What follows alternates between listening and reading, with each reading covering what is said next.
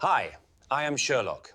Welcome to my new mystery case. It was in the late Michaelmas term, when a damp fog had lain for 3 days upon the river, and set Soho and Marylebone coughing like old men, that there came to our rooms in Baker Street a lady whose composure was as remarkable as the matter she laid before us. I had been mending a pen at the window and watching the blurred procession of hansoms along the curb, when Mrs. Hudson, with the air of one who introduces the subject of a sermon, announced her ladyship. A tall woman in sable entered, her veil raised, her gloved hands clutched upon a small, lacquered box of Japanese workmanship. She gave her name as Lady Eugenia Vale. Holmes, who had been stretched full length upon the settee, with his violin idle across his knees, sprang up with that peculiarly bird-like quickness which always suggested to me a coiled energy rather than nervousness. He bowed, waved our visitor to the fireside chair nearest the grate, and only then, as if the matter were of no consequence, offered his long, dry hand. "I have been recommended to you by Sir Jasper Meek of Harley Street," she began without prelude. Her voice was even, but I detected in it the suppressed vibration of a string drawn almost to snapping point. "A peculiarity has occurred in the household of Dr. Alistair Raines. It has already engaged the attention of the police." Sir Jasper feared that the official mind might prove unequal to... She checked herself, and the gloved hands tightened upon the box. "To what has happened?" "The official mind," said Holmes with a flicker at the corner of his mouth, "is a useful instrument when properly directed. Pray consider me a lens placed at your disposal, Dr. Alistair Raines, the alienist." "The same," said Lady Eugenia. "You have heard of him?" "I have read his monograph upon epileptiform laughter and certain mesmeric abuses of the stage," Holmes returned. "He was clever, audacious, and not overburdened, I should judge, with that species of moral imagination which restrains the bolder spirits. Proceed." The lady drew breath. "Dr. Raines is dead, Mr. Holmes. He was found yesterday morning in his consulting room in Wimpole Street, a second-floor chamber whose windows give upon an inner court. The door was locked upon the inside, the key in the lock. The chimney is too narrow to admit a child, the skylight bolted and dusted, and there is no other means of entrance. His face—" Again she paused, as if the memory itself were indecorous. "His face was distorted into a ghastly smile. The smile of a skull, Doctor." She inclined her head to me with a shudder that was not theatrical. "Sardonicus," I murmured. "The risible grimace of tetanus, or more commonly of strychnine." "The surgeon from St. Bartholomew's was of two minds," she replied quickly. "There was no odour of bitter almonds, no convulsions reported by the servant who first looked in through the keyhole. The yard prefers heart failure. They are moved chiefly, I think, by the locked door." "But the peculiarity?" said Holmes softly. His eyes had taken the narrow, glittering look that told me he was already sweeping the ground of possibilities. Lady Eugenia raised the lacquered box slightly. "This arrived by post an hour after the body was discovered, and yet it appears to have been made, if it be not a devilish trick, at a time when the physician had been many hours dead." Her composure broke then, not into tears but into a rapidity of statement in which fear and anger contended. "It is a phonograph cylinder bearing unmistakably Dr. Raines's voice, a peal of laughter, prolonged and— Oh, it is not the laughter of a happy man, Mr. Holmes, and after the laughter a single sentence, spoken with a note I cannot describe. It was, 'The last laugh is mine.'" Holmes did not reach for the box. He regarded it as a chemist might regard an unknown salt, promising new reactions. "You have heard the cylinder?" In Sir Jasper's surgery there were 3 of us present. Sir Jasper, myself, and the maid who discovered the body. We are all agreed on the voice. Sir Jasper had attended Dr. Raines professionally and knew his tones too well to be mistaken. And the hour of posting? The envelope bears the mark of the Charing Cross late collection at 1 in the morning. Dr. Raines dined at 8, was seen reading in his room at 10:30 by the housemaid, who took up coals, and was found shortly after 7. The police surgeon will not be precise, but he admits death at least 5 hours before discovery. Which places it well before 1 o'clock, I observed. Unless the clock at Charing Cross be unreliable. Holmes's gaze shifted for an instant to the mantel where the old Persian slipper drooped with its charge of tobacco. Clocks are more apt to lie for want of attention than by malice, he said. The malice is usually in the human hand that sets them. Lady Eugenia leaned forward.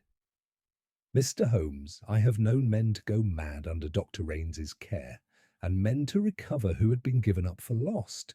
He was engaged upon experiments of a theatrical character, hypnosis, laughter as therapy. There were demonstrations in private rooms where ladies and gentlemen of fashion were induced to, her gloved hand fluttered, seeking a phrase, to cast off restraint. He called it liberating the diaphragm. He had enemies, he had patrons, he had me. Holmes's eyelids drooped. Your ladyship was his patroness. And more, she said with a steadiness that turned my eyes to the coal. He had promised me the restoration of a brother's mind, Captain Lionel Vale, shattered at Khartoum. I do not say he failed. I say only that Lionel fled his care 3 nights ago and has not been seen. You may judge whether the police consider that circumstance convenient. She pressed her lips. They suspect Lionel? Holmes's head tilted with that little avian movement again. For the phonograph? For the locked door as well, she answered bitterly. The maid swears that when she tried the handle at 7 it was locked from within. The constable on the beat says he rattled it at 2 and found it fast. They ask how else a strong man could leave the scene unseen. And you, Lady Eugenia, what do you believe? That Dr. Raines was too careful a man to die by chance, and too proud a one to share his last jest with a common murderer, she said. If the laughter is genuine, then he contrived it. And if he contrived it, then he contrived also to accuse or protect someone by means of it. She looked at the box with a sort of loathing. I confess that when that mirth came shrilling out of Sir Jasper's machine, my blood froze as if the dead physician had broken in upon us from beyond the door. Describe the laughter, said Holmes. Was it continuous, intermittent, any extraneous sounds? There was a faint rattle at the beginning, as of a metal arm being placed, she said, and at the end, a clock striking, but strangely. I counted 13 strokes. Sir Jasper counted 12 and a pause, then one more. Holmes's long fingers steepled. And the envelope in which this charming souvenir arrived? She drew from her reticule a thick, cream-coloured cover on the flap of which a smear of yellow wax remained. Holmes sniffed it, touched it to his lip, and handed it to me. Paraffin with a trace of resin, he said absently. Commercial sealing stick, and the address in a firm, upright hand that has been compelled to slant by a line-ruled guide within. A man who writes for the eye of others, not by habit. Any enclosure beyond the cylinder? A single card, she said, and produced it. Upon it, in the same upright characters, was written, "For the lady who admires laughter." Holmes's nostrils dilated. He rose, took the box at last, weighed it upon his palm, and held it to the firelight so that the gold flecks in the lacquer winked like tiny eyes. The lid slid back under his thumb. Within lay the brown wax cylinder upon a bed of cotton. He did not touch it. "Watson," he said, You will accompany me to Wimpole Street within the hour. Lady Eugenia, you will permit me to keep this envelope and card for the moment. The cylinder shall go with us. It will be instructive to hear it upon the very ground it proclaims. The police, she began, will be flattered that I bring them the instrument rather than a theory, Holmes returned. We shall engage Inspector Lestrade, who is less offended by evidence than some. Lady Eugenia's shoulders eased by a fraction. You will take the case? My dear lady, said Holmes, and his eyes, which could be cold as flint, were suddenly alight with that fierce, almost boyish joy which only a complexity worthy of him could stir. A dead physician who laughs after his death, a door that is locked against the living, a clock that strikes beyond its measure, and a compliment to a lady. Why, you have brought me 4 jokes in one, and sirens to boot. I shall take it with gratitude. She rose. Then I am to hope. You are to hope, said Holmes, and to keep silence, even from Sir Jasper, until I give you leave. There is a mind in this business that wishes to be admired. Let us not deprive it of an audience. When she had gone, leaving behind the faint perfume of violets and something drier and more medicinal that I associated with hospital corridors, Holmes stood at the window and looked out through the fog as if it were a veil he might at any instant tear aside. 13, Watson, he murmured. When London strikes 12. Remember that. And remember that laughter, like any other human sound, has an anatomy. Come, your boots. We go to the house where a man laughed last, who had no breath with which to laugh. By the time our cab wheeled into Wimpole Street, the fog had thinned to a grey lace, and the brass plates of the physicians' houses showed like pale coins upon a velvet cushion. A constable stood by the railings of number 73, stamping for warmth. Within, a maid with reddened eyelids admitted us to a narrow hall whose walls were hung with chromolithographs of the brain and nervous system. We had not removed our coats when Lestrade, neat as a pin, and with that air of underfed triumph which attends him at the threshold of a mystery, emerged from the consulting room. "So you've brought your fiddle to awake, Mr. Holmes," he said, with a nod at the case under Holmes's arm. "I trust it plays cylinders." Holmes smiled. "You are in humour, Lestrade. That reassures me, for when you are pleased, the facts are generally displeasing. Might we see the room before your satisfaction becomes contagious?" The consulting room was large, square, and scrupulously ordered.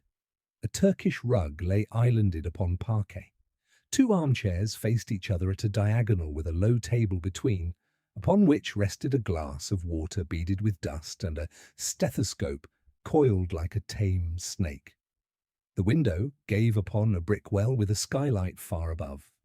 The coal in the grate had fallen into a white dome, and the air, to my medical nose, was dry and faintly metallic. Holmes went to the door first. He touched the lock, sniffed the key, and examined the inner escutcheon with his lens. "You did well to leave the furniture as you found it, Lestrade. I see the key was in the lock when you forced the door." Lestrade bridled. "We did not force it. When the surgeon came, we lifted the hinges." "Ah, then the worm-eaten screws did not betray you. And the key?" "Inside, as you see. The maid tried it and found it unresponsive. We think the poor fellow must have locked himself in against marauders. He was a nervous gentleman by all accounts." Holmes's lip curved. "If nerves locked doors against death, London would be a monastery." "Watson, here." I joined him at the jamb. The key's ward showed a smear of something colourless upon the steel. Holmes touched it with his nail, then to his tongue. "A thin oil, clock oil, not furniture. Observe also the faint abrasion round the keyhole, elliptical and high on the right. A soft metal, perhaps looped or coiled, working in and out more than once. A piece of wire passed from without. The corridor side of the door has a shallow gap between lock and panel which would admit the thickness of a violin string. You permit, Lestrade? Without waiting, he drew from his pocket a piece of gut, and standing outside, fed it through the chink, fished for the bow of the key, and in a moment had turned it with a delicate flick.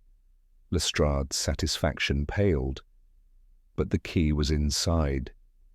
"It is so still," said Holmes, stepping back in with the string looped. "A very pretty deception to give an air of privacy to a room whose occupant wished to be alone with his contrivances. Do not marry a conclusion because it has a handsome dowry." He crossed to the mantel. Upon it stood a French clock in ormolu, with a white face and Roman numerals. He wound the hands to the hour and let the chime fall upon the thick air. We expected 12, for it was set to the time of our visit, but the thing hiccoughed after the 12th stroke, lifted its hammer once more with a protesting scrape, and gave a thin, belated 13th. "There is your ghost, Lestrade," said Holmes. He removed the glass dome, lifted the bell, and showed us the snail and rack beneath. A file has taken the edge from the 12 step so that the rack falls one tooth too far. A schoolboy's trick, but deftly done. The effect at night would be singular. "Some wag," said Lestrade shortly. "It adds nothing to murder."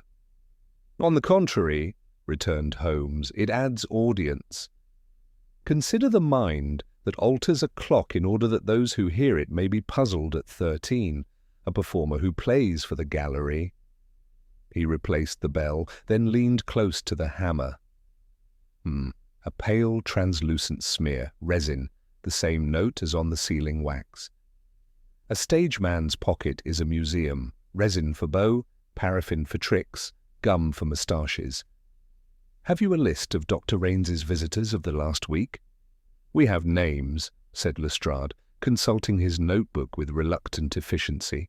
"Lady Eugenia Vale, of course, Sir Jasper Meek, a Mr. Vawdrey, man about town, connected with certain private theatricals, 2 medical students, and a Captain Lionel Vale 3 nights since. After that, no more entries. The housemaid swears to no caller on the night of the death."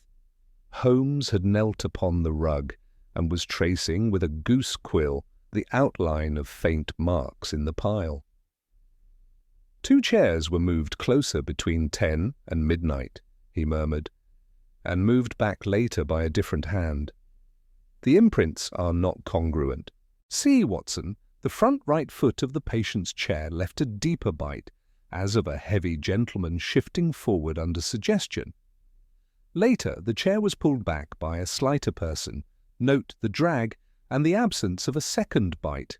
The ashes, don't touch them, Lestrade, show the crescent of a poker wiped upon the fender, then laid back with care. And here," he lifted from the ash a minute crescent of dark material.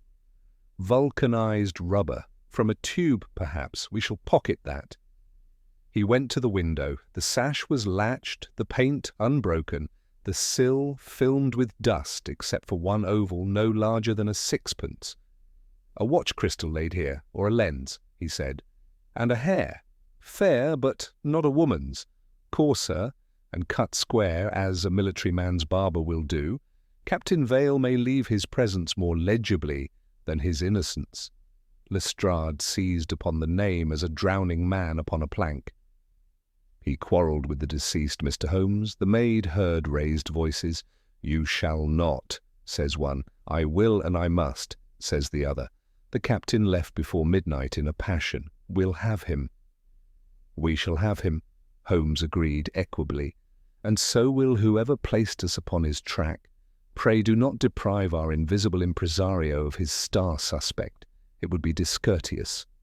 At this he set upon the sideboard a small portable phonograph which he had made to fit his violin case by means peculiar to himself. He drew the brown cylinder from Lady Eugenia's box as delicately as a midwife handles a firstborn, set it upon the mandrel, and touched the lever. The needle descended. There was at first that faint mechanical rattle our client had described, then a hiss, then laughter. I do not blush to confess that it set the nerves crawling at the nape of my neck. It rose and fell, not in mirth, but in waves, as the sea might imitate a man.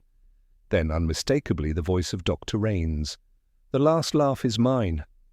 After it, the thin count of the clock, 12, and one more. Holmes stopped the machine, wound it back a fraction, and listened again. This time, as the laughter mounted, he raised a finger. "There." "What?" said Lestrade and I together. "A breath not his," said Holmes. "A consonant suppressed. The ghost of an S, unvoiced, when the diaphragm was engaged. Our speaker was not alone, or his apparatus was helped. You hear the metal tremor just before the clock. A lever being shifted, not placed. And listen at the tail." He let the last chime fall. After it, the machine gave a minute click, as of some part finding home. Holmes lifted the cylinder and held it to the light. 2 scratches made by a finer needle than this one. They are not concentric, they advance. Someone rehearsed and spliced in a second element. Man who can file a clock can cut a groove. The laughter is not wholly spontaneous. Lestrade's eyebrows rose. "Then who posts it at 1 in the morning? From Charing Cross with a dead man on the floor at midnight?" "The same who is as fond of public places as of private jokes," said Holmes. "Charing Cross is a stage door. He wished the frank to be seen." "Watson, the blotter." Upon the writing table lay a blacking pad. Holmes held it obliquely and breathed upon it. A mist of reversed characters swam into view. He dusted them with a pinch of lampblack from the hearth and read, not to us, but to the air. "Laughing Club Wednesday, Mask, Vaudrey." He smiled without mirth. "Your man about town, Lestrade. Pray show me Mr. Vaudrey before you clap irons upon Captain Vale, or your irons will be applauded by a pitful of idiots whose diaphragms have been liberated." He replaced the pad, straightened, and with a sudden, almost tender gesture, smoothed the white dome of ash upon the grate until it lay unbroken as snow. "Order restored," he murmured. "It offends our friend to be interrupted in his programme." Lestrade pocketed his notebook. "Very well. I'll detail a man for Vaudrey, but I warn you, Mr. Holmes, if the captain is found, you shall have the satisfaction of arresting him in full view of his sister," said Holmes gently. "Only suffer me first to keep an appointment this evening in a certain room where people are taught to laugh. Watson, your hat. There is daylight enough left to glance at Charing Cross, and I would purchase a stick of the cheapest resin in London." Holmes and I emerged from Wimpole Street into a dimming afternoon that hung like a stale breath over London. The gas lamps were being lit, one by one, and their glow quivered in the thin mist that clung to the pavements. Holmes strode briskly, the violin case under his arm, his expression one of fierce internal preoccupation. I knew better than to disturb his calculations when he walked so, for his brain was at that peculiar temperature between intuition and proof, a state as perilous to conversation as to an experiment half complete. We turned down Oxford Street and cut toward the Strand, where the crowds thickened and the rumble of omnibuses drowned lesser sounds. The fog swallowed most faces at a distance, leaving only gloved hands and parasols flickering in and out of sight. At last, Holmes slowed before the Charing Cross post office and regarded the clock above its door, whose hands pointed to 5:30.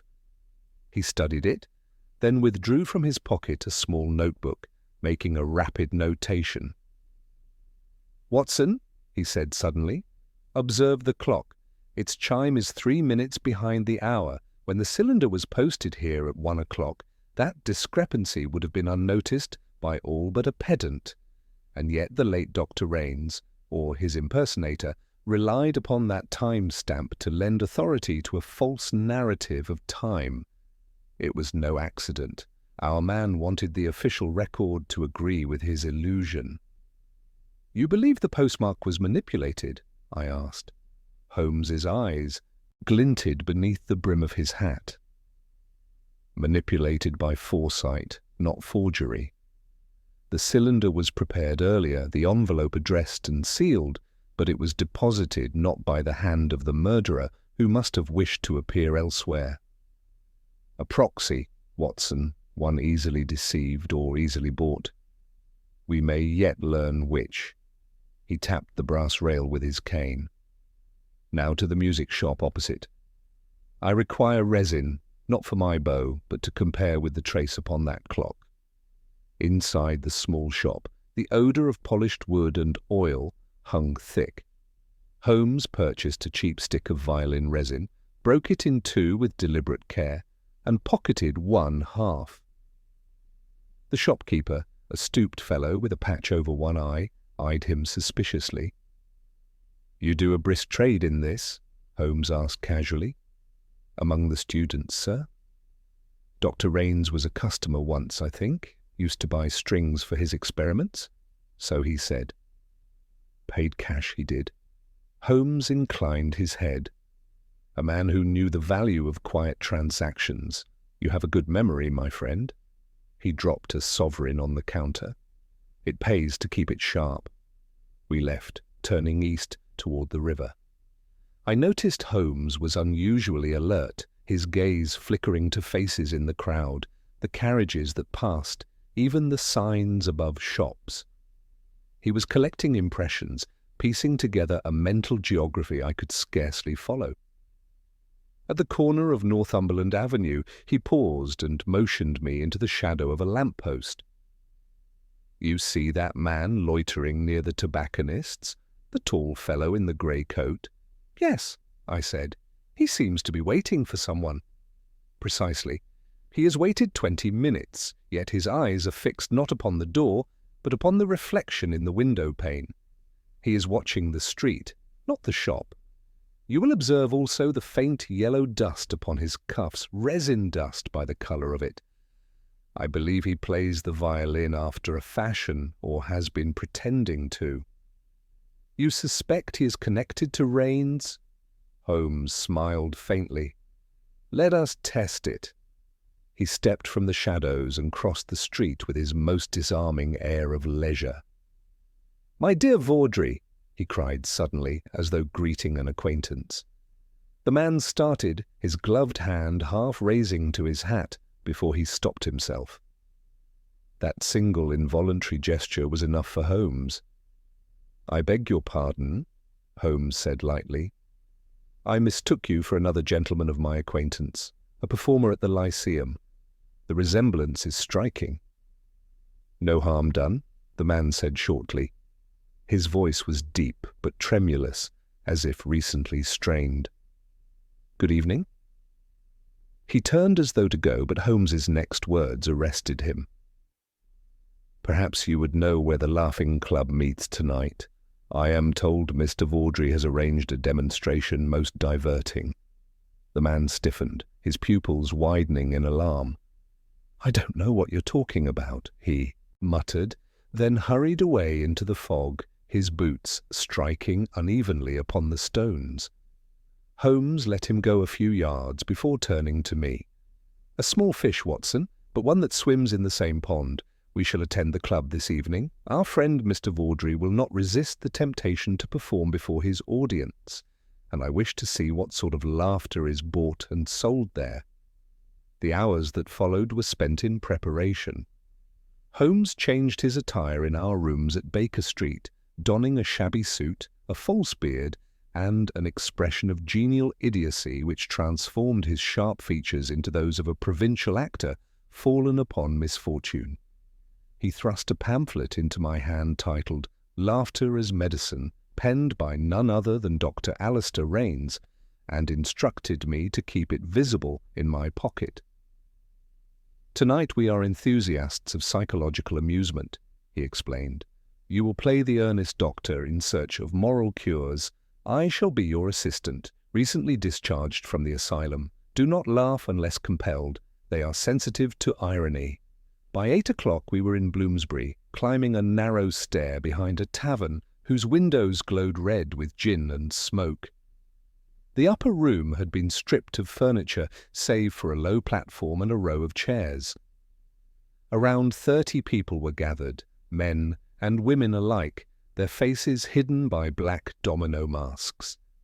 A banner above the platform read, "The Laughing Club, Health, Freedom, Release." Holmes whispered, "Observe their hands, Watson. Not one of them writes notes. These are not scientists. They are spectators." A man mounted the platform, tall and graceful, wearing a jester's mask gilded at the edges. His voice rang with theatrical confidence. "Friends, tonight we resume Dr. Raines's grand experiment. Laughter without cause, joy without conscience. He's gone, but his spirit speaks through his disciples." I recognized the timbre at once, the same voice we had heard upon the phonograph, stripped now of distortion, but unmistakably kin to it.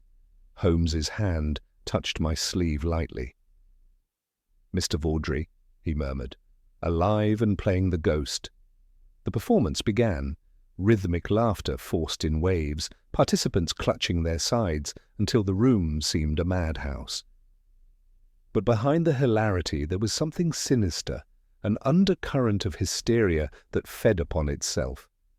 Holmes's eyes darted, following every gesture of the man on stage. At last, as the laughter reached its climax, Holmes whispered, "Note the small phonograph by his feet. The cylinder turns even now. He records this madness, as Raines once did, and when it ends, watch the clock behind him." The clock struck 12, then, to my astonishment, 13. The laughter cut off like a severed wire. Vawdrey froze, his smile faltering as he noticed Holmes rise from the shadows. The detective's voice cut clean through the silence. "Dr. Raines may have given you his method, Mr. Vawdrey, but he did not give you his genius. You file clocks badly." Gasps rippled through the crowd as Vawdrey stumbled backward. Holmes stepped forward, his disguise already slipping away, his eyes gleaming with triumph. "The performance," he said softly, "is over. Let us see whether you laugh as well in the dark, when your master's ghost is silent." For an instant, the room seemed suspended between sanity and madness. The laughter had died, leaving behind only the ragged echo of breath and the faint creak of floorboards. Every masked face turned toward Holmes, whose sudden appearance on the stage broke the enchantment like a dropped mirror. Vawdrey, frozen where he stood, half in light and half in shadow, let out a nervous chuckle that found no answer in the silent audience. "Who are you?" he demanded, his tone brittle with false bravado. "You've no right here. This is a private society." Holmes bowed slightly. "Private lunacy, I should say. Dr. Raines would have applauded your imitation, though I doubt he would have tolerated your incompetence. You failed to observe that true laughter, like true guilt, cannot be commanded." Murmurs rippled through the crowd. Several of the masked participants began edging toward the door, but Holmes's sharp glance arrested them. "Stay," he said, the quiet authority in his voice brooking no refusal. "It will interest you to learn upon what principle your amusement depends." Vawdrey's jaw tightened. "If you think to frighten me with police tricks—" "The police," Holmes interrupted, "are not here. I find them an unnecessary luxury when dealing with a nervous man who believes himself a showman. You are a mimic, Mr. Vawdrey, and your teacher was a doctor of minds. But tell me, does the laughter come before the madness or after?" The man's composure cracked. "You don't understand," he hissed. "Raines discovered something beyond science. Laughter is only the beginning. Through it, the mind can be broken open." "Indeed," Holmes said softly. And how does one break a mind that is already dead? The question struck like a lash. Vaudrey blanched, glancing involuntarily toward the phonograph beside him. You heard it then? I heard a recording, Holmes replied.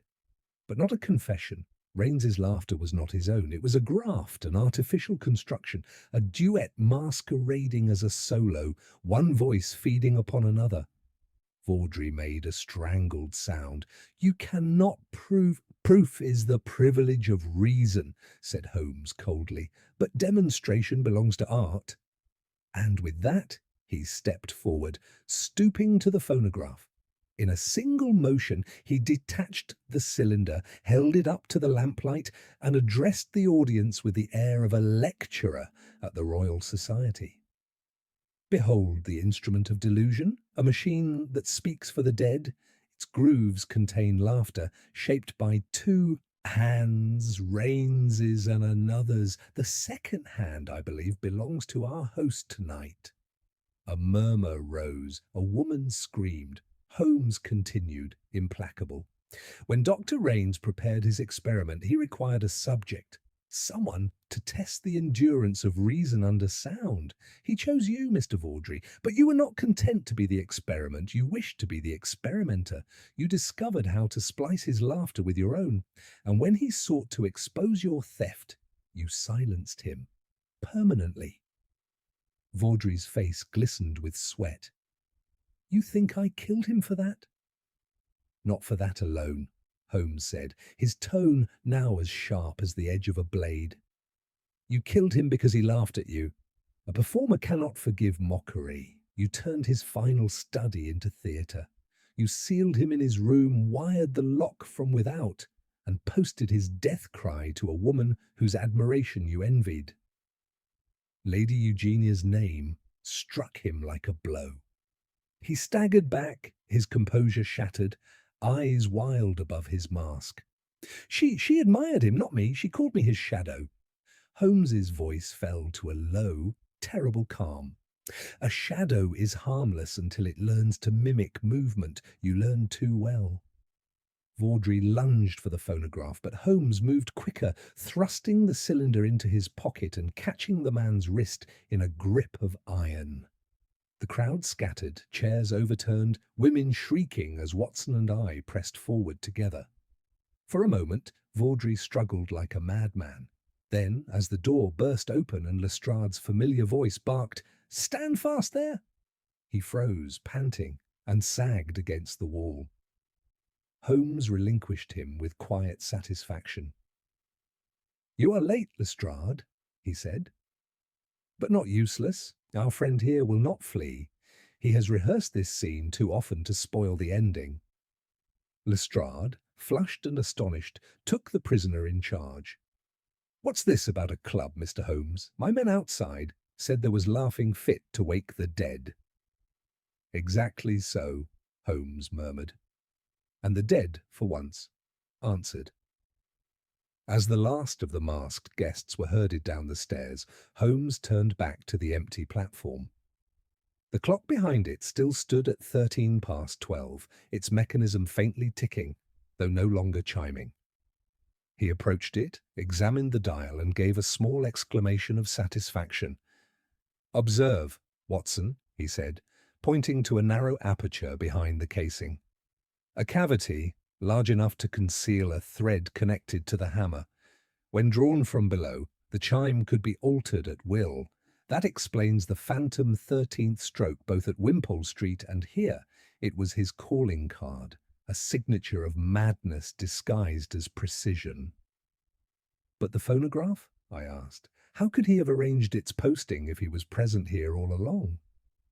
Holmes smiled faintly. "That was his cleverest deception. The envelope was addressed and Sealed before the murder. He entrusted it to a messenger on the pretext of theatrical delivery timed to coincide with the late post.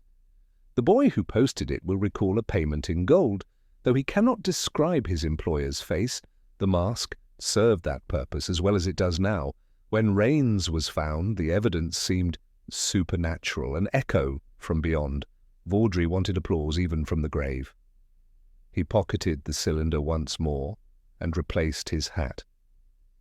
"Come, Watson. The evening has grown long, and the air of this place is heavy with counterfeit laughter. There remains only to confirm one detail before the case can be closed." "And that is?" "Whether the true victim was Dr. Raines, or the mind of the man who envied him." We descended the stairs into the damp night, the fog now thick as wool. Behind us, Lestrade's men led Vaudrey away in silence.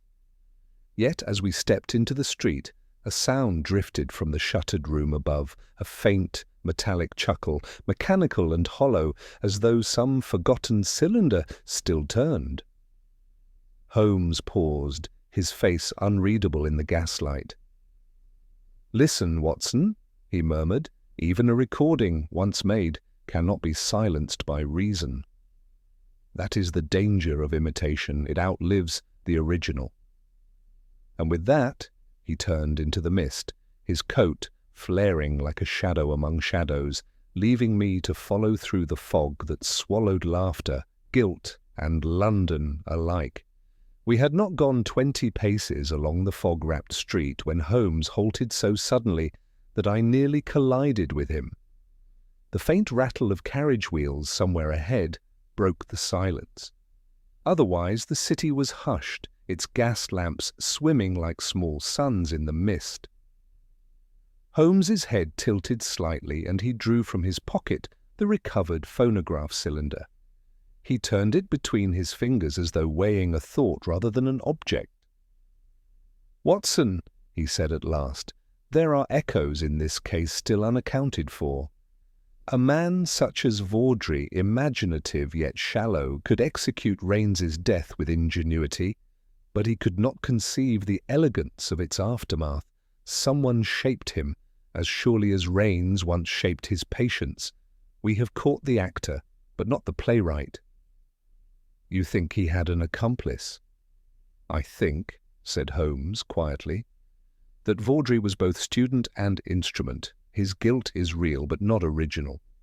There is a directing mind behind him, one that delights in control, in the precision of human mechanism. Raines's murder was not an act of passion, but of experiment." He turned up his collar and resumed walking, quick and restless, his long strides carrying us toward the Strand. "Come," he said, "we shall visit Scotland Yard. Lestrade must keep our performer from confessing too hastily. I should like to hear what he says when he is no longer playing to an audience." It was near midnight when we reached the Yard. The fog had thinned to a gauze that gleamed faintly beneath the gas lamps, and the sound of the river drifted in low sighs through the streets. Inside, the corridors smelled of damp wool and ink. Lestrade met us at the door of an interrogation room, his expression both satisfied and uneasy. "He's cooling off," he said. "Swears you've bewitched him, Holmes. Says you tricked him with that laughter business." Holmes smiled faintly. "Then the spell has worked better than I expected. May we see him?" Lestrade hesitated. "He's in a queer way. Sometimes silent, then bursting out laughing till he shakes. The surgeon gave him a draught, but it only made him mutter more. Keeps saying, 'He told me to laugh.'" "Precisely," murmured Holmes. "Let us hear to whom he refers." We entered the small chamber. Vaudrey sat slumped in a chair, his mask removed, revealing a face both handsome and ruined by exhaustion. His eyes, bloodshot and unfocused, stared at the opposite wall. As the door closed, he began to speak in a low, almost childlike monotone. "He said the mind is a mirror," Vaudrey murmured. "You only have to crack it once, and it keeps on reflecting the same image forever.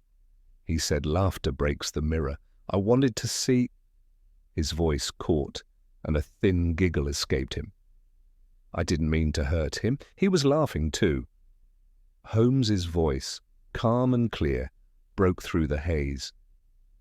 "Who told you that, Mr. Vaudrey? Dr. Raines?"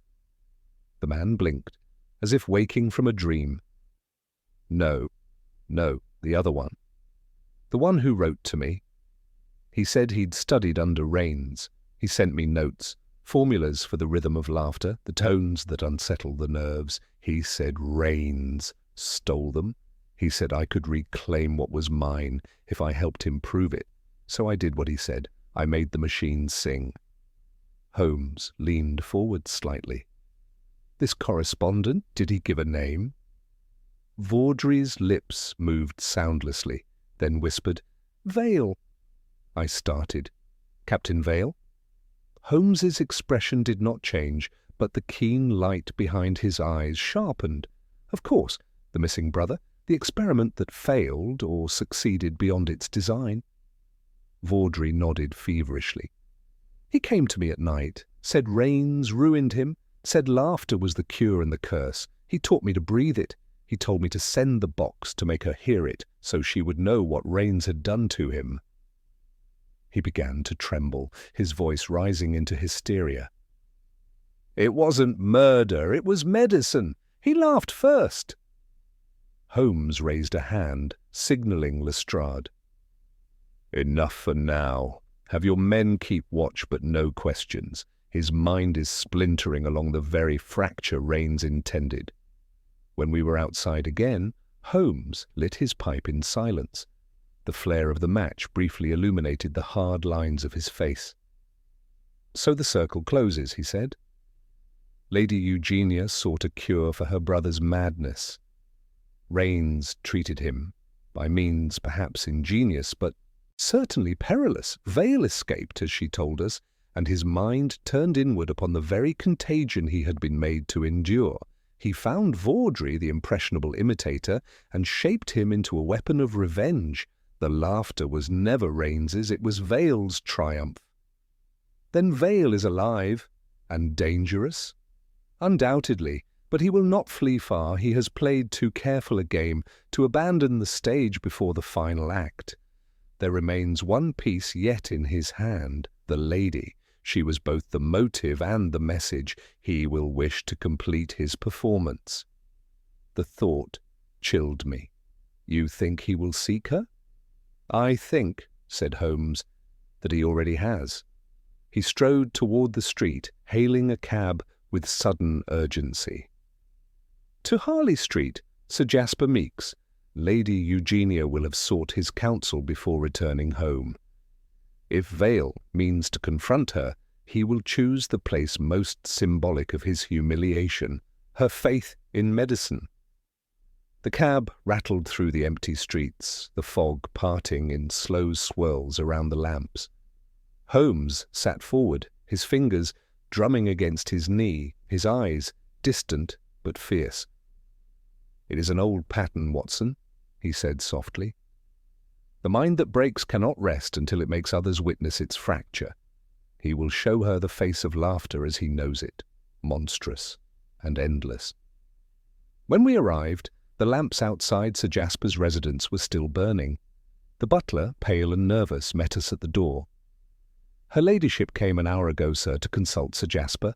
They are in the upper drawing-room, but there was a gentleman with them, a military man by his bearing. We thought him her brother.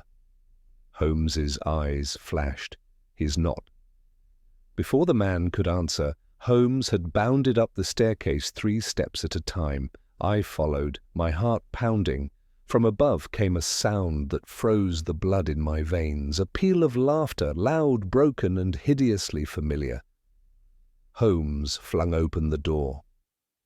The drawing-room was half in shadow, its curtains drawn.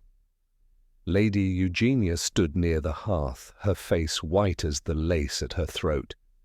Before her, tall and gaunt in a threadbare officer's coat, stood Captain Lionel Vale. His eyes glittered feverishly, and in his hands he held a small phonograph cylinder. "You hear him, sister," he cried. "You hear how he laughed at me? I bring you his cure." Holmes's voice rang out like steel. "Put it down, Vale. You have proven your madness. There is no need to perfect it." But Vale's trembling hand moved toward the phonograph on the table. "No, Mr. Holmes, you shall hear it too. You shall laugh as he made me laugh." And with that, his fingers found the lever. The cylinder began to turn, and the room filled once more with that ghastly mechanical laughter, rising, circling, devouring all reason in its wake. The first sound from the machine was not laughter, but a shrill, metallic whine, like the cry of a saw biting into glass. Then it deepened, turning to that hideous chorus I had heard before, laughter without lungs, a ghastly echo of humanity stripped of all warmth. Lady Eugenia covered her ears with a faint cry, and even Sir Jasper, standing by the window, staggered back as if struck. The note climbed higher, hysterical, as though mocking every soul that heard it. Holmes moved instantly. With one bound he was across the room, his long arms sweeping out to snatch the cylinder from its stand. But Vale, quickened by the fever that burned in his mind, thrust himself between them. His face was contorted into a smile that had no joy in it, the grin of one whose nerves no longer obey the will. "Touch it and you kill her!" he shouted, his voice breaking. "She must hear it all, can I every sound. He said the laughter would cure her as it cured me."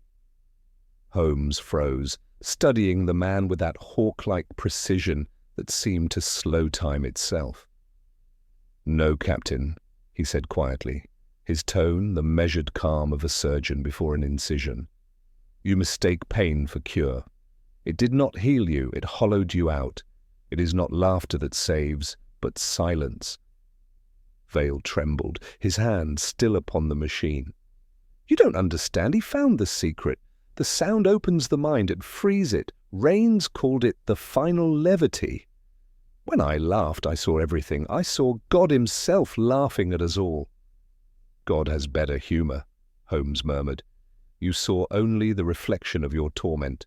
Raines played with your mind as a child plays with a lens, focusing sunlight until the paper burns."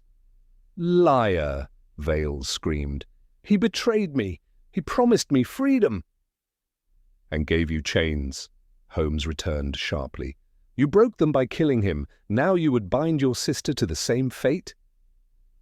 Lady Eugenia's voice, faint but steady, broke through the rising madness. "Lionel," she said, her eyes glistening with desperate pity.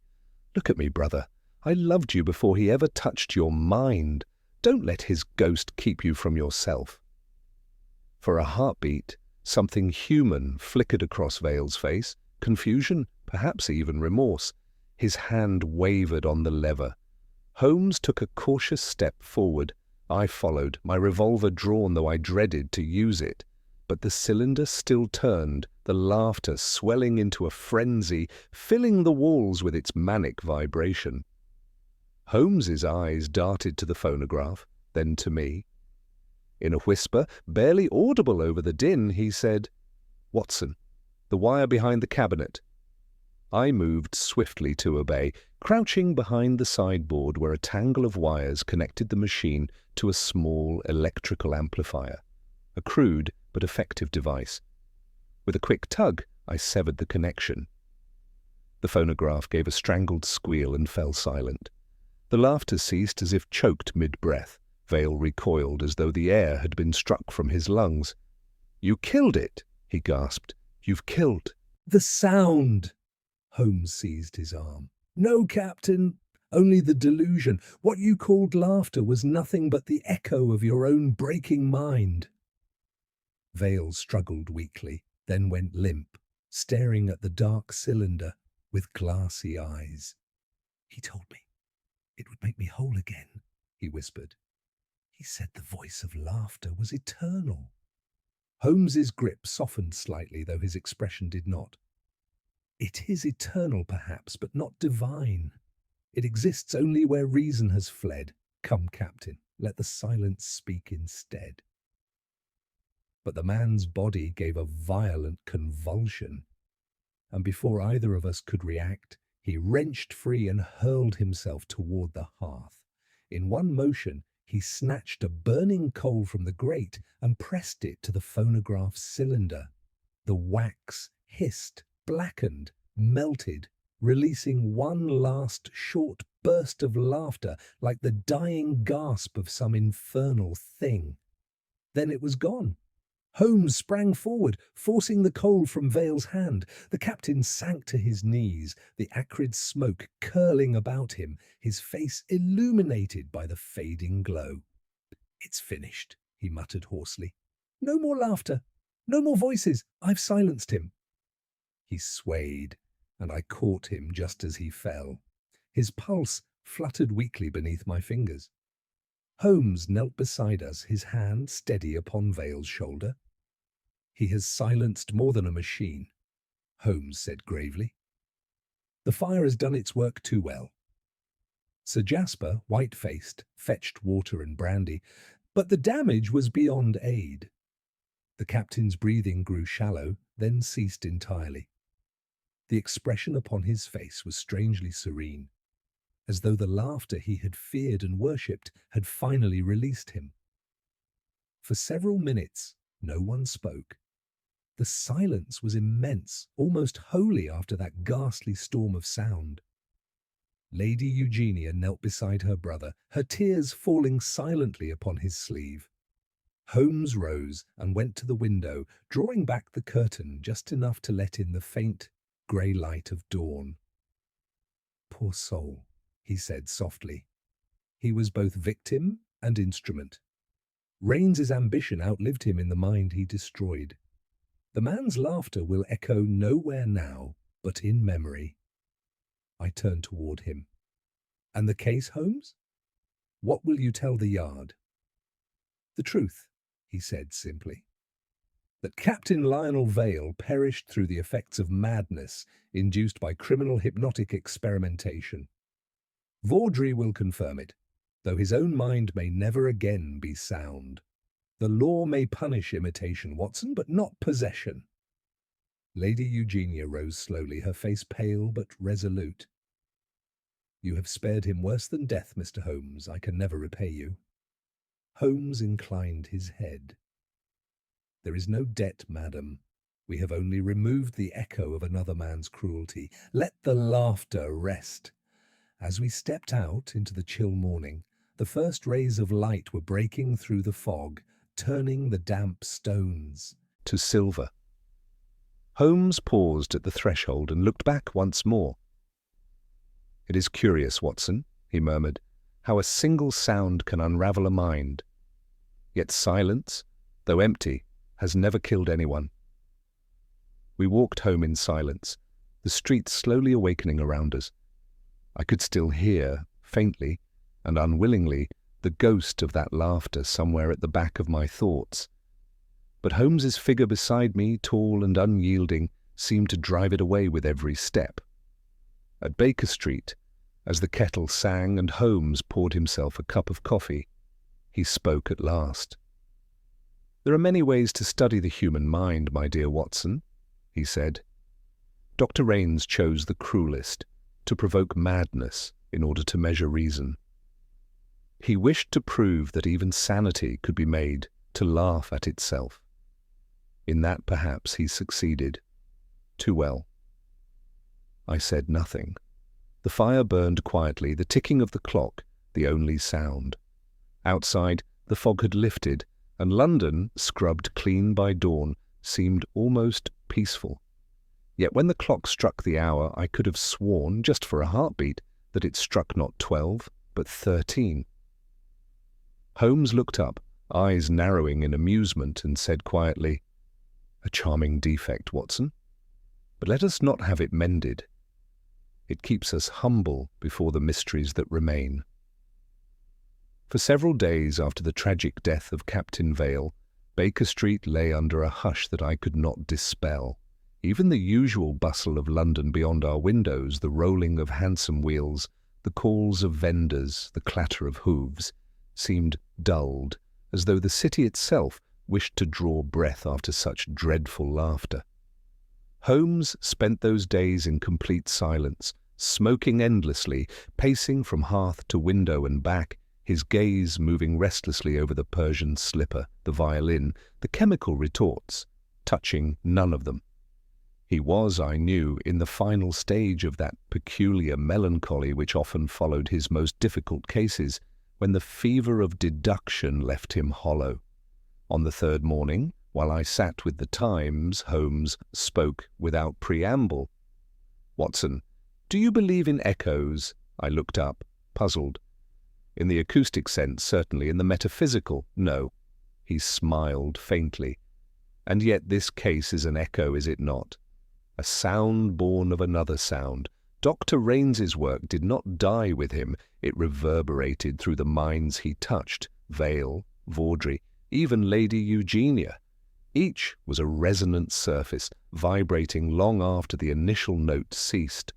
What if the echo has not yet faded?" "You mean," I said slowly, "that someone else remains, another pupil of Raines's?" "Perhaps not a pupil," Holmes replied, "but a beneficiary." Before I could reply, there came a knock at the door, and Mrs. Hudson's anxious voice announced a visitor. A moment later, Sir Jasper Meek entered, his usually ruddy complexion now the colour of damp parchment. He bowed stiffly and looked at Holmes with grave concern. "I had not meant to trouble you again so soon, Mr. Holmes," he began, "but a most disquieting event occurred last night. I thought it best to place it before you immediately." Holmes motioned him to the chair nearest the fire. "You were wise, Sir Jasper. The case, I fear, has not quite released its hold. Pray continue." Sir Jasper's hands trembled slightly as he drew a sealed envelope from his coat. "At midnight, I was called from bed by a messenger who brought this. It was found upon the steps of my surgery, addressed to me in Dr. Raines's own hand." Holmes took the envelope and examined it. The handwriting, though familiar, showed a strange unevenness as though traced through trembling fingers. The seal was a crude circle of yellow wax, the same hue we had found upon Lady Eugenia's earlier letter. Holmes opened it carefully. Within was a single sheet bearing only 4 words. "The laughter continues, Doctor." The message seemed to suck the warmth from the room. Holmes read it twice, then held the paper up to the firelight. "Excellent," he murmured. "The same paraffin wax, the same resinous scent, but the hand, though imitative, is not Raines's. It lacks his symmetry. Someone has taken great pains to reproduce his style, a clever counterfeit." Sir Jasper cleared his throat. "There is more. When I went to my consulting room this morning, I found my phonograph cylinder cabinet open. One cylinder was missing, the one that contained Dr. Raines's early experiment on laughter."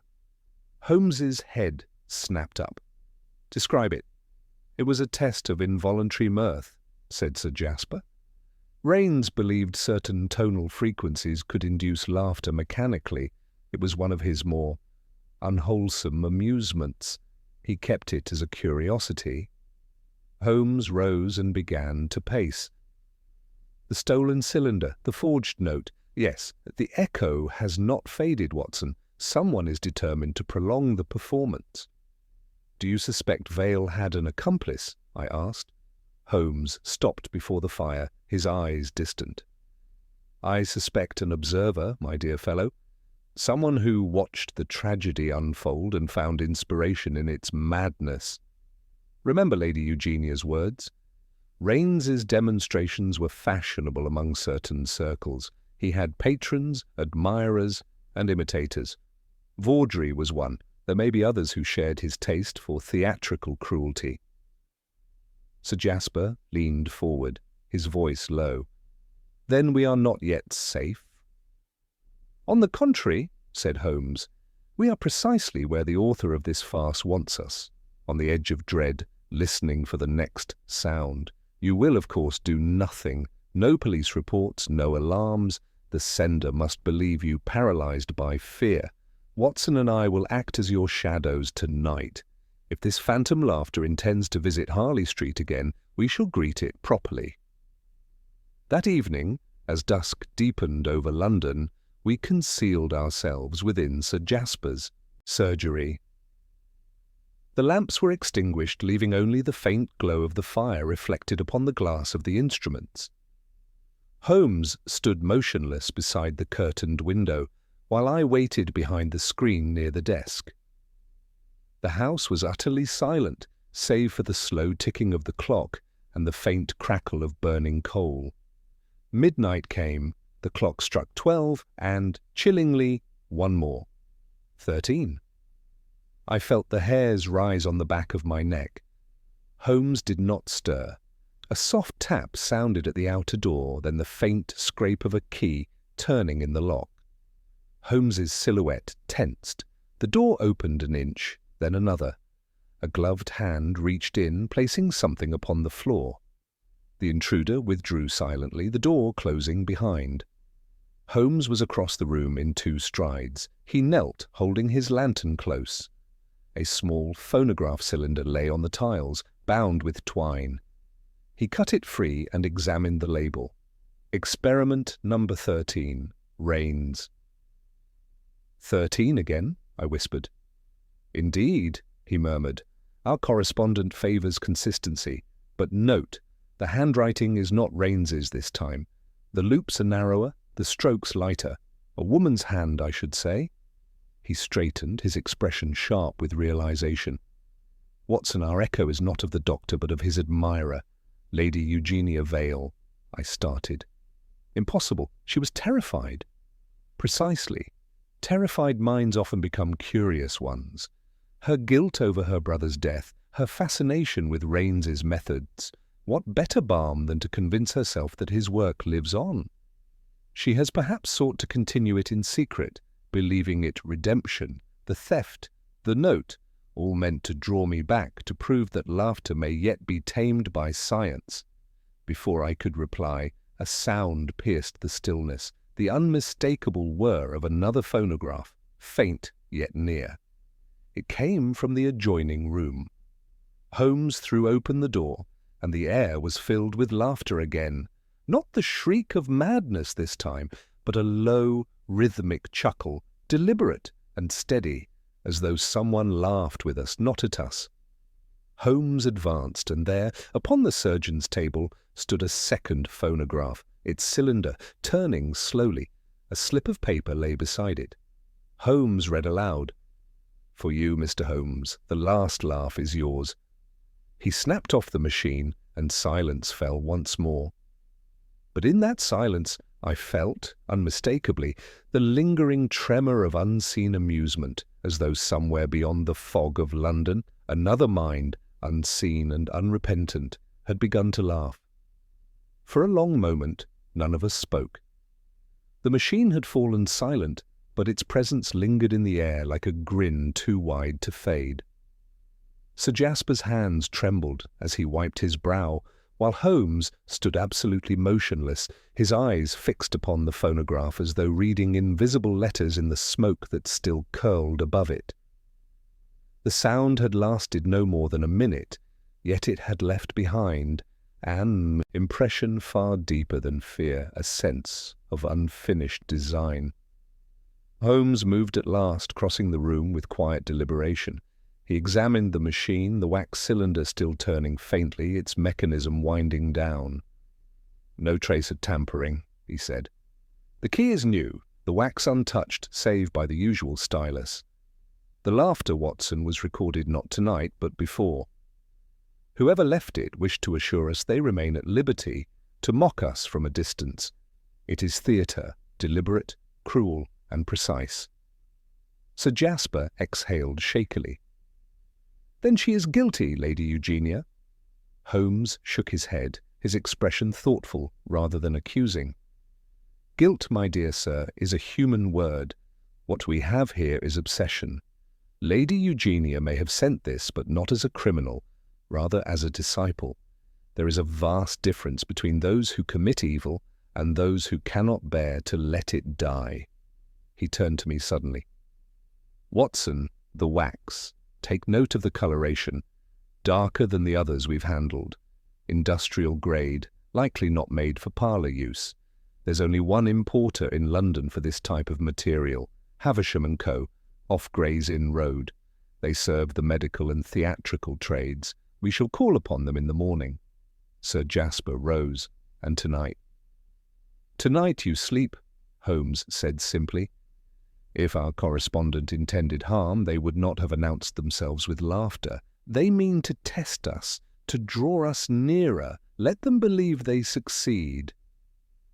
It was nearing dawn when Holmes and I returned to Baker Street. The city was waking into a pale fog, chimneys coughing smoke against a weak sun. Holmes lit a cigarette the moment we entered our sitting room, pacing as he always did when thought pressed faster than speech. "Watson," he said suddenly, "how easily terror becomes fascination. Once a man or woman feels the thrill of controlling fear, the sensation itself becomes a drug. Lady Eugenia was surrounded by such minds. Raines, Vaudrey, Vale. She mistook intellect for immunity. You think she has resumed Raines's work, or believes she does. Perhaps she means to prove that laughter, purified of cruelty, may indeed heal, but her methods, her secrecy, betray a touch of the same fever that destroyed the rest." The following morning found us outside Havisham & Co., a gloomy warehouse with frosted windows and the unmistakable tang of paraffin in the air. A clerk in an ink-stained apron received us and led us through aisles stacked with boxes of wax, reels, and clockwork instruments. Holmes spoke with the easy authority of a man accustomed to being obeyed. "You supplied a dark brown phonograph wax, industrial grade, to a private buyer within the last month. Who purchased it?" The clerk frowned, riffling through his ledger. "Yes, sir. 2 purchases, in fact. The first under the name Vaudrey 5 weeks ago. The second, 3 days past. Lady E. Vale." Holmes's eyes gleamed. "Did she call personally?" "No, sir. Sent a servant. Woman by the look of it. Foreign, I thought. Eastern European, perhaps. Paid in cash. Describe her." "Tall, dark hair, eyes like coal. Spoke good English, though with an accent." Holmes closed the ledger and thanked him. As we stepped out into the damp street, he muttered, "A servant who does not exist in Lady Eugenia's household, an order placed days after her supposed retreat into mourning. Curious. Either she has engaged new help, or someone acts in her name." We took a cab to Hampstead, where Lady Eugenia's townhouse stood in dignified solitude behind iron gates. The blinds were drawn, and the brass knocker bore the polish of recent handling. Holmes rapped softly. The door opened almost at once, revealing a maid unfamiliar to both of us. She was tall, pale and motionless, her dark eyes fixed on Holmes with unnerving composure. "My mistress is unwell," she said. "She receives no callers." Holmes inclined his head.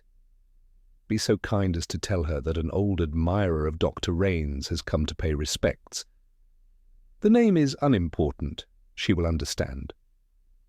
The woman hesitated only a fraction before vanishing into the hall. Holmes turned to me, his voice low. "Watch the door, Watson. If she bolts, stop her." Moments later, the maid returned. "Her ladyship requests that you wait in the conservatory." We followed her through a corridor that smelled faintly of lilies and damp earth. The conservatory was dim, lit by pale morning light diffused through green glass. In the centre stood Lady Eugenia, draped in a grey shawl, her face pale but composed. "Mr. Holmes," she said softly, "you are persistent." "Persistence is my only virtue, madam," he replied. "I come not to accuse, but to understand. Why prolong a horror that has already destroyed so many?" Her lips trembled. "You mistake me. I have sought only to quiet the laughter, not awaken it. Yet it returns, always. Do you think I do not hear it still?" Holmes regarded her intently. "And the wax cylinder left at Sir Jasper's door?" "I did not send it," she said, her voice firm. "I swear it. I have left that world behind." The maid moved behind her silently, and Holmes's gaze flicked toward her. "Your new attendant? How long have you been in her service?" "Only a week," she replied. "She was recommended by Sir Jasper himself, a nurse, from Vienna." Holmes's eyes narrowed. "Indeed. Then, madam, you are in greater danger than you suppose." The woman's hand darted suddenly from beneath her apron, a glint of steel flashing in the light. Holmes sprang forward, catching her wrist as the knife struck down. It clattered harmlessly to the floor, and in the same movement he tore away the dark wig that concealed her features. Beneath it was a face I knew at once, drawn, gaunt, and twisted by obsession. It was not Lady Eugenia's servant. It was Clara Vaudrey, the sister of the dead actor and Dr. Raines's last assistant. "You see," Holmes said quietly, pinning her arm, "the echo does not fade, it seeks new throats to speak through." Her eyes blazed. "You cannot silence laughter, Mr. Holmes. It belongs to all of us now." Holmes held her fast as Sir Jasper's carriage approached, in the lane outside, summoned by Lady Eugenia's terrified cry. Yet even as the woman was led away, her lips curved into a faint, chilling smile. And from somewhere deep within the conservatory, perhaps the pipes, perhaps only our imaginations, came a sound, soft but unmistakable. A single, strangled laugh. The laughter faded as quickly as it had come, leaving only the rustle of leaves and the faint drip of water from the greenhouse roof. Holmes stood motionless, one hand still gripping Clara Vaudrey's wrist, while the other steadied Lady Eugenia, who had gone deathly pale.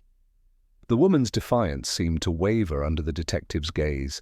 She no longer struggled but trembled, with an energy that was not fear, but fanaticism, barely restrained.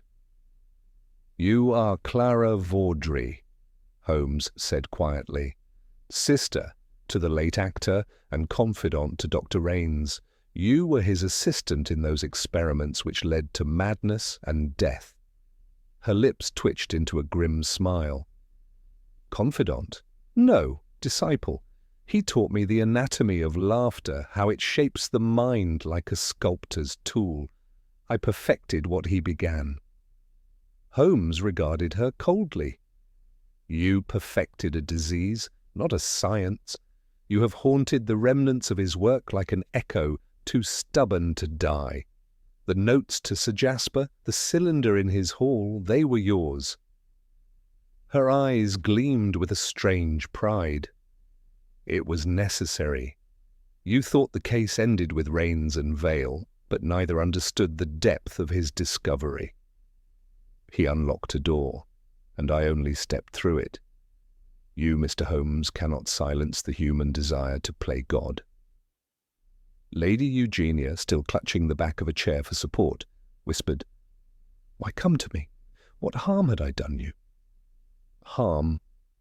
Clara's voice softened, almost pitying. "You were his muse. You sat in his audience and called him brilliant. You gave him money to continue. Without your admiration, he might have stopped before reaching the abyss. You built his stage." Holmes's expression hardened. "And you intend to finish his performance?" "Not finish, fulfill," she said, her tone rising. "I will prove that laughter is the bridge between sanity and truth. The sound itself is power, vibration, energy, liberation from reason. You have heard it. It lives in you now." With a sudden twist, she wrenched free and darted toward the far end of the conservatory, where a small phonograph sat half-hidden behind the potted palms. Before Holmes could intercept her, she snatched up the machine and smashed it against the tiles. The wax cylinder inside cracked, spilling a dark residue that looked disturbingly like dried blood. Holmes caught her arm again, wrenching the fragments from her grasp. "Enough of your experiments, madam. The Yard will know what to do with you." She laughed then, a low, shuddering sound that seemed to fill the glass dome above us. "You can cage me, Holmes, but you can't destroy the laughter. It has already spread. I have sent copies to those who will understand." Holmes's face went still, utterly unreadable. "Copies? Letters, cylinders," she whispered, her eyes glinting with feverish triumph. "To his old pupils, to the hospitals where they studied. The laughter will be heard again, louder each time. You cannot unmake what has already begun." Lady Eugenia uttered a faint cry, covering her face. Holmes called sharply for the constables who had accompanied Sir Jasper, and 2 men entered at once, binding the woman's wrists. She offered no resistance, only that eerie smile, as though she pitied us for not seeing what she saw. When they had taken her away, Holmes turned to Lady Eugenia, his voice gentler than I had ever heard it. "You must leave this house, madam, tonight, if possible. Go to your family estate, somewhere quiet away from the city. I will see to the rest." She nodded faintly. "And the laughter?" Holmes looked toward the shattered phonograph, its fragments glinting in the pale light. "It will fade," he said, though not with conviction. As we left the house, the fog was thick again, rolling in heavy folds along the street. Holmes walked in silence for some time, his brow furrowed, his stride rapid and restless. I knew better than to interrupt, but at last I ventured, "You don't believe she acted alone?" "Belief is not required," he said shortly. "Reason tells me she could not have done so. The letters, the theft of materials, the forgery of Raines's handwriting, all too calculated for one mind in such a state. She had assistance, someone with resources, someone who shared her admiration for Raines's theories." "Sir Jasper?" I asked, though I spoke the name hesitantly. Holmes's eyes flashed. "Ah, you begin to hear the undertone, Watson. Yes, Sir Jasper, whose own fascination with neurology brought him into Raines's circle. He claimed to despise the man's methods, yet kept his experiments in his study. Why? Because envy and curiosity make a dangerous pair. It would not surprise me if Clara Vaudrey was, in the end, merely his instrument." "But he came to you for help." Holmes smiled grimly, as did many others who wished to misdirect me. He halted suddenly under a gas lamp, his face pale in the light. "We go now to Harley Street. If my suspicions are correct, this night's work is not yet done." When we arrived at Sir Jasper's surgery, the door stood ajar. The lamps were burning, but the house was silent. Holmes motioned for me to follow quietly. We moved through the dim hall, the air heavy with the scent of ether.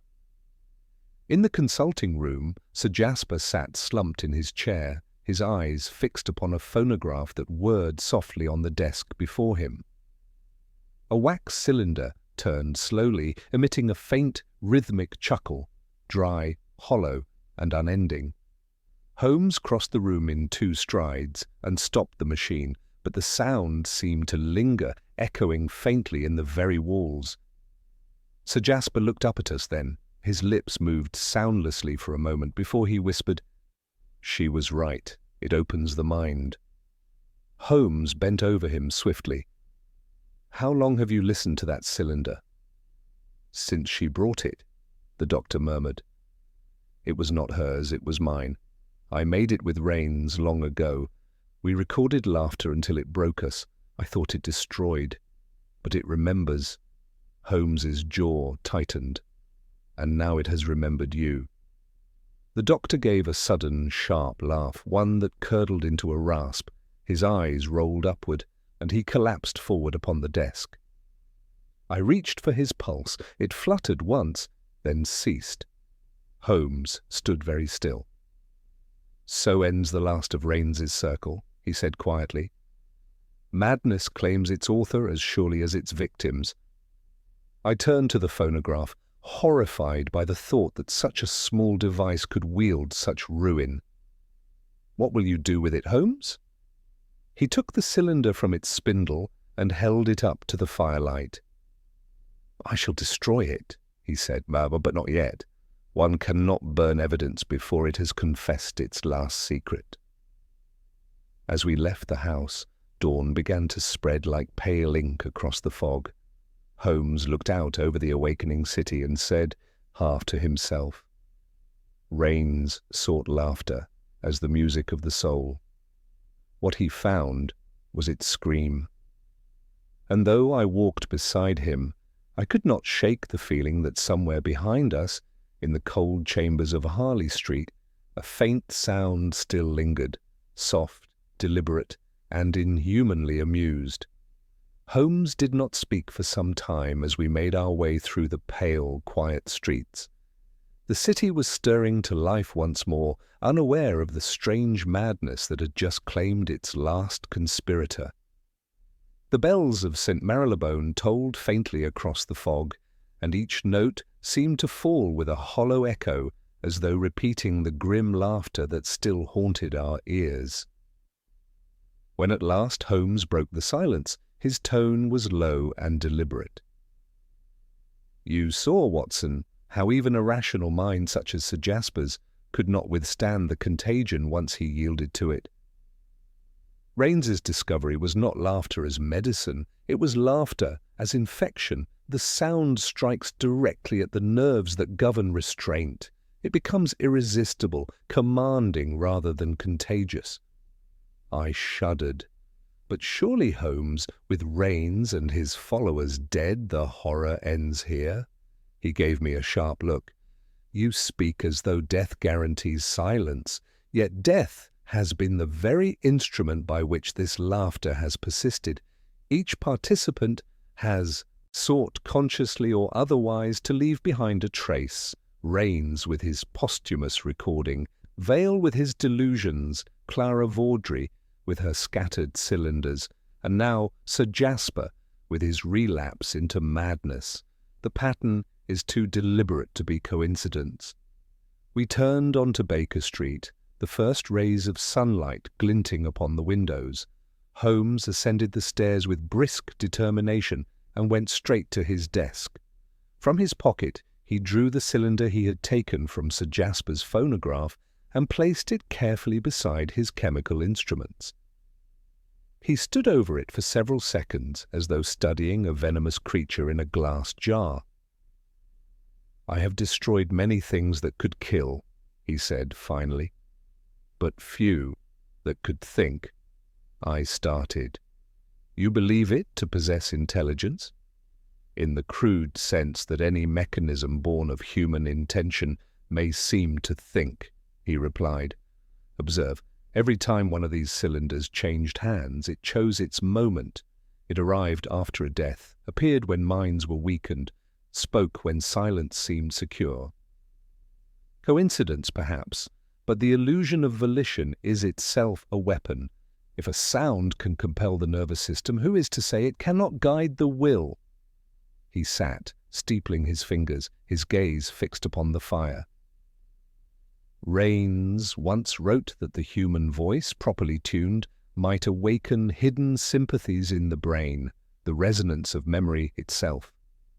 What if his laughter was not merely recorded, but encoded, imprinted with his own madness, preserved as faithfully as one preserves music? Every time it is played, it releases the pattern anew. The human ear becomes the doorway." "You make it sound alive."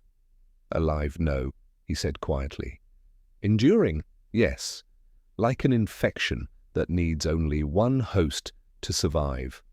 For the rest of the morning he worked without pause, examining the wax under his microscope, heating fragments of it in the burner, and recording every reaction in his neat, rapid script. I busied myself with my notes, though I could not shake the uncanny sense that the small, silent cylinder upon the table was watching us. Holmes seemed to feel it too, for he spoke little, and when he did, his voice dropped almost to a whisper. At length, as evening fell, he looked up. "There is one experiment yet to perform. I must hear it again." I rose at once. "Holmes, Surely not. You have seen what it did to Sir Jasper. He waved a hand impatiently. Fear not, Watson. I intend no sentimental indulgence. I shall play it under conditions of my own choosing, briefly, and through a mechanical buffer that will distort the tone. I must understand the principle before I can neutralize it. He adjusted the phonograph with deft precision, inserting a layer of thin glass between the horn and the cylinder. Then, lighting a fresh cigarette, he said calmly, "Stand by, my dear fellow. If anything should go amiss, remove the cylinder at once and douse it in water." With that he turned the handle. A faint hiss arose, followed by a soft, uncertain chuckle. It was lower than before, almost human in its timbre, like someone breathing out amusement at a private thought. Then came a second note, higher, uneven, and abruptly it shifted into the unmistakable rhythm of laughter. Even distorted through the glass, the sound was unnerving. It seemed to ripple across the room, settling in the corners and coiling under the furniture. I felt a prickling at the base of my skull, a pressure behind the eyes, as though the very air trembled. Holmes's face remained composed, yet his eyes had taken on that fixed, glittering stare I had seen only in moments of supreme mental strain. After perhaps 30 seconds, he lifted his hand sharply and I stopped the machine. The silence that followed was almost painful in its intensity. Holmes leaned back, breathing hard. "Well?" I asked. He smiled faintly, though his expression was pale and drawn. "Fascinating. The effect is physical, not psychological. The vibrations interfere with the auditory nerve and create a form of involuntary muscular response, a reflexive contraction of the diaphragm, identical to laughter. Raines discovered a frequency that bypasses will altogether." "Then it truly was a weapon." "More insidious than any weapon," he said softly.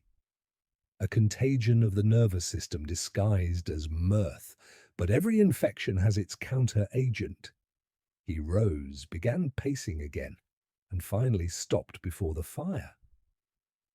"The pattern of the laughter is built upon harmonic imbalance, too much high resonance, too little bass.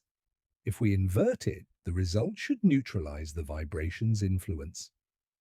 Meaning that sound may be cured by sound. He spent the next hours at his violin, drawing precise, measured tones that filled the room with eerie calm. I had seen him play before to relax his mind, but never like this. Each note seemed calculated to oppose the rhythm we had heard, to weave a net of quiet logic over the chaos. By midnight, the final note hung trembling in the air. Holmes lowered the bow. "There," he said simply. "That is the antidote." He turned again to the phonograph, placed the cylinder upon the spindle, and without hesitation struck the first chord on his violin. The laughter began, louder this time, wild and cruel, but his music met it head on. The two sounds collided, merged, and slowly diminished until there was only a faint whisper, a sigh, and then nothing. The wax split down the center with a sharp crack. Holmes exhaled deeply and set his violin aside. "It is done," he murmured. "The echo is broken." We sat for a long while without speaking. Outside, the city was utterly still, as if listening for something that would never come again.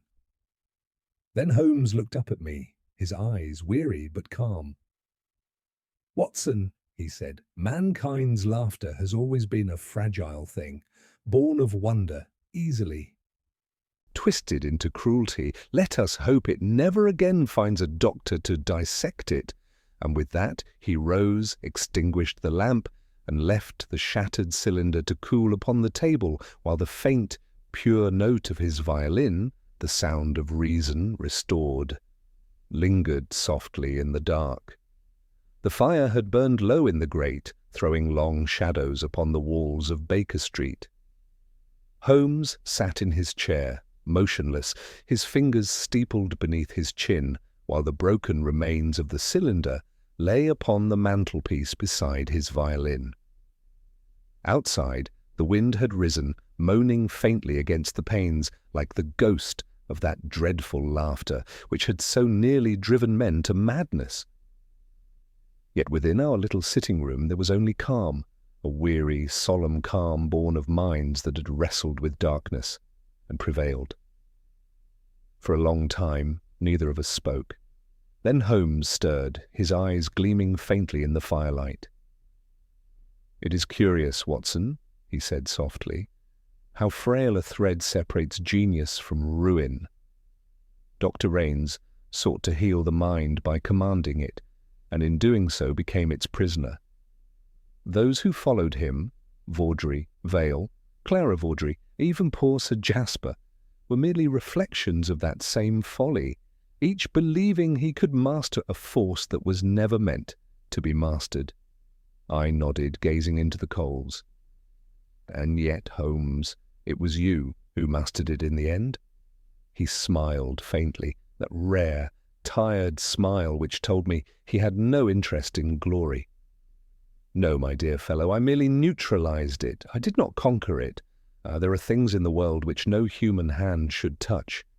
I have only restored silence where man had forced sound." He rose then, pacing slowly, as if measuring his thoughts.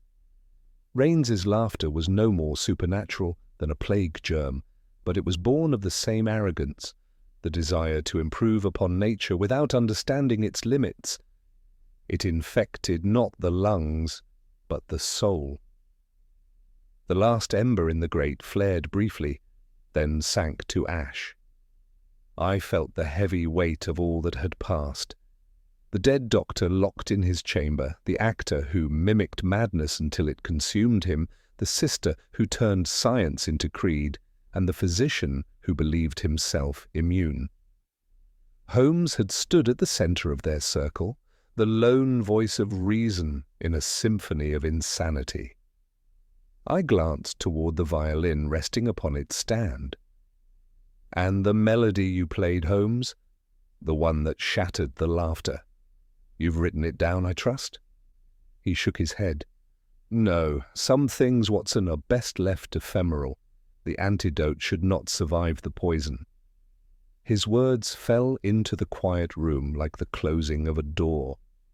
For a moment I saw, as I had so often before, the deep weariness beneath his intellect, the isolation of a man who understood too much of human folly and too little of human comfort.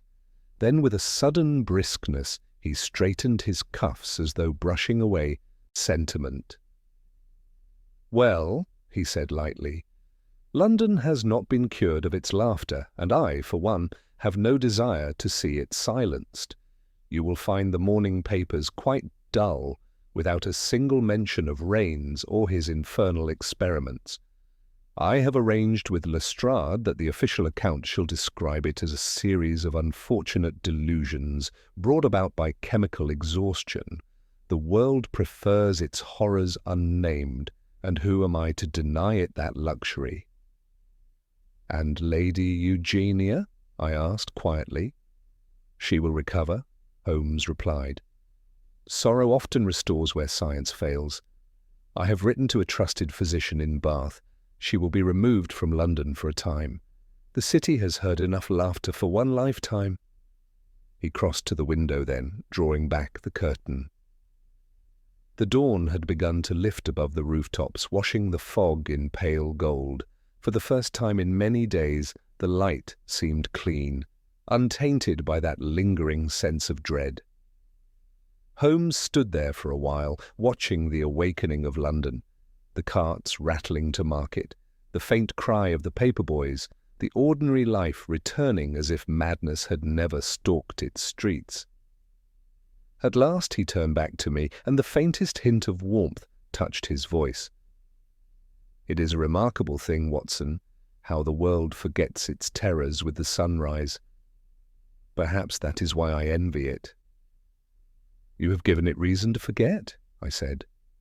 "Had it not been for you—" He raised a hand, cutting me short.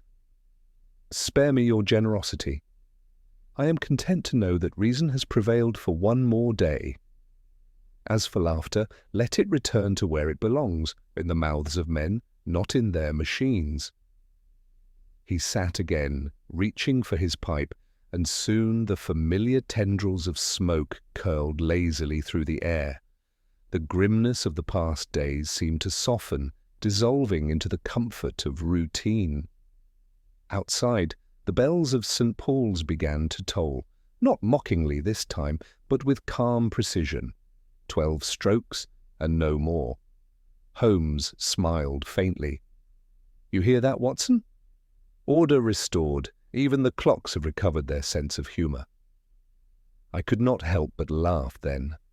A quiet, human sound, free of all shadow.